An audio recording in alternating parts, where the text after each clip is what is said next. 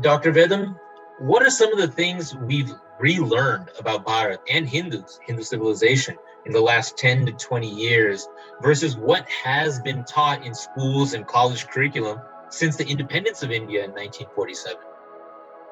Question. So we already talked about some of these things that if we are still teaching our children about Aryan invasion. We are still teaching our children that Hinduism is an important to India. We are still teaching our children that Indian civilization is a recent civilization ever since Greeks made contact with Magadha in 300 BCE. That's when we got the Brahmi script, and suddenly we became civilized, Ashokan pillar and writing and all those kind of things.